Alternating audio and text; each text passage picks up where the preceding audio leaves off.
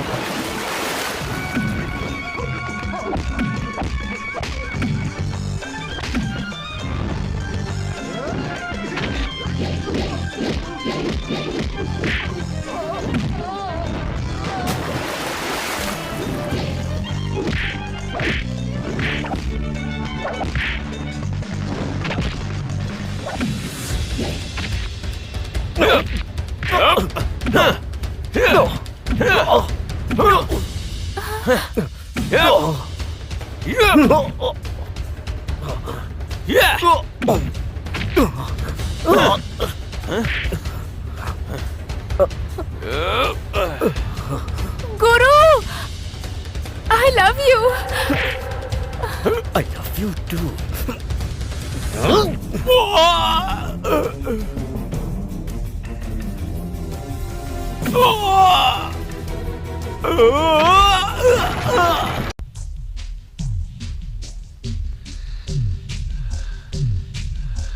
आपसे मिले सीमा आई। आगे खातिर बोला क्यों डिस्टर्ब ना करी। Hey Seema come come. Sit sit can you get something. No no it's okay. अचानक कैसे हमके एगो हेल्प चाहिए। का तू करबा का? हम जरूर करब। गुरु के एमडी बना दो प्लीज। हम गुरु के एमडी बना दी तब हमरा खातिर तू का करबू। का करे हो कि हम जे कहब करे के हो। अगर तू गुरु के एमडी बना देबा तो तू जे बोलबा हम उहे करब। Okay deal. Thank you. Come. Good morning, sir. Come on Guru. Please come in, sir.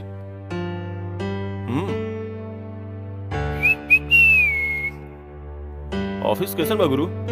Boss बहुत अच्छा बा बॉस। केकर भाई? तोहार ही बा। हाँ? Yes boss. Boss boss boss boss boss. Sit. Thank you boss. ये चेयर अब से तोहार बा। कैसन फील कर रहल बड़ा तू।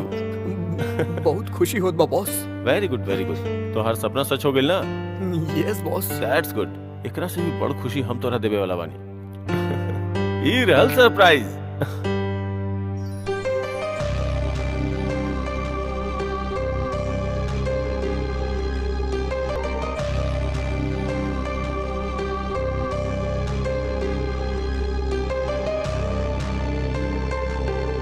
आज के दिन सबके सपना सच होके वाला बा। गुरु के ऑफिस मिल गई, हमरा सीमा मिल गई और सीमा के हम मिल गए नहीं। गुरु सीमा और हमार मिलना के वजह तू बड़ा।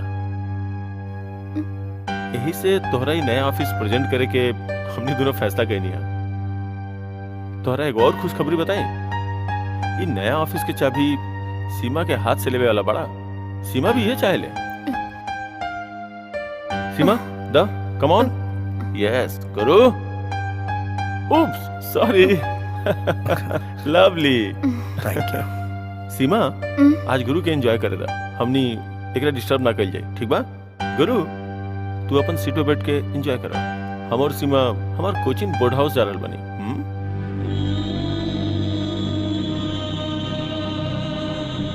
चला जा darling. Come. C you Guru.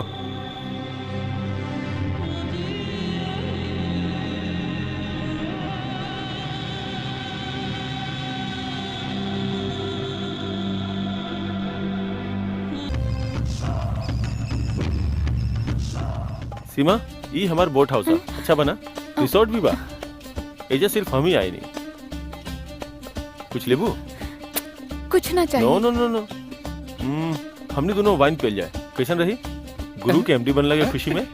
Boss हाँ बोला है नहीं। का बॉस रहुआ हमके धोखा देले बानी।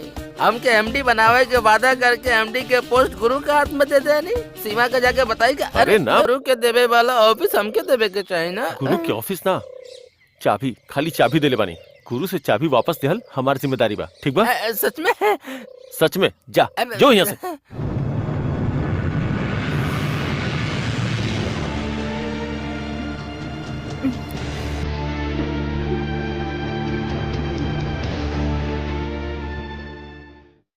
सीमा, हम सब कुछ सुन लेनी कृष्णा, बहुत चीप इंसान बड़ा तू। सीमा वेट सीमा। काहे गुरु के ऑफिस से निकाल बा ई देखे खातिर? सीमा हमारी बात सुन, हम तरह से बहुत प्यार कर रही हैं। एक वक्त हमके तारा से प्यार हो गए रहे, बाकी वो तारा से ना हो रहे, हाँ? तहार दौलत से हो गए रहे हमके। वो ख्वाहिश के हम उठा के फेंक देनी। तू कैसन इंसान बाड़ा हम गुरु के बताइब। गुरु एकदम शरीफ बा, ये कहल चाह रहा ना। अगर वो तुहार इतना परवाह करेला तो तुहरा बदला एमडी के पोस्ट ना ले। ओके, हमार परवाह बा की ना, ऐसे हमके कौनो फर्क ना पड़ेला। गुरु से हम प्यार करेनी ई हम जान गई। हाँ? What? गुरु से हमके प्यार हो गइल बा, समझ गईला तू? सीमा सीमा सीमा सीमा। I don't ever slow up, no I don't take shit. I got no love for the fakeness. If you wanna play tough and wanna hate this, I'll always show up. I don't ever slow up, no I don't take shit. ए, तू एजा काहे आइले हा? हम ना आईनी, पता न के लिए। पता ना चलल?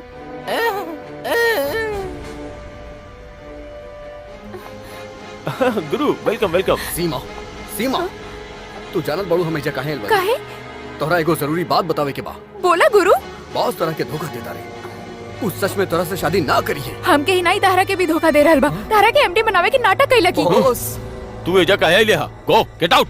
हम ना जाए, अब आपके ऑर्डर ना चले वाला बा। हम तोरा निकाल दे। तू का हमके निकलबे, हम तोरा के निकालता नहीं। आज के बाद तू हमार सर या बॉस ना बढ़े, रास्ता से हट जा। गुरु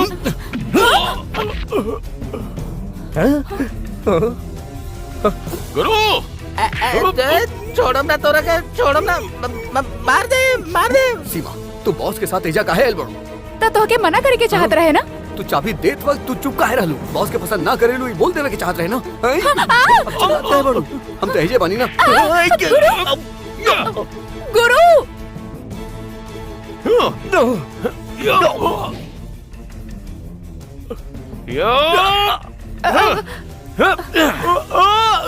गुरु, हम कृष्णा के पसंद ना करता नहीं, कैसे बोल देती? तारा के भी तो बड़ा ऑफिस चाहत रहा, अमीर बने के रहे। हमके से बड़ा ऑफिस चाहत रहेगा, हमके से बड़ा आदमी बने के रहेगा।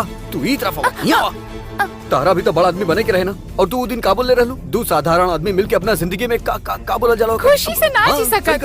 ओ ठीक बा, लेकिन हम मंदिर में तारा से पूछले रहनी ना कि कोनो लड़की से प्यार करेला कि ना? लड़की के बारे में पूछ ले रहलू, अपना बारे में ना पूछ ले गुरु, रहलू। तारा पर सारा जवाब होखेला ना? सुना था, कहाँ जाता रू? सीमा सीमा स्टॉप स्टॉप। हमार गलती तारा के याद बा। हम तारा खातिर फास्ट रख ले रहनी ना? बस सिर्फ तू ना। हाँ। वो दिन हम भी कुछ ना खेले रहनी, अपन सारा ख्वाहिश फौरन में गाना गा के बतैले रहनी ना तरह के। का? तू लोग गाना गा रहा? तब हम का करत रहनी? तू रूम में व्हाट? आम लेके बैठल रहा। वो तोर काम रहे का? हाँ। नो बॉस। गुरु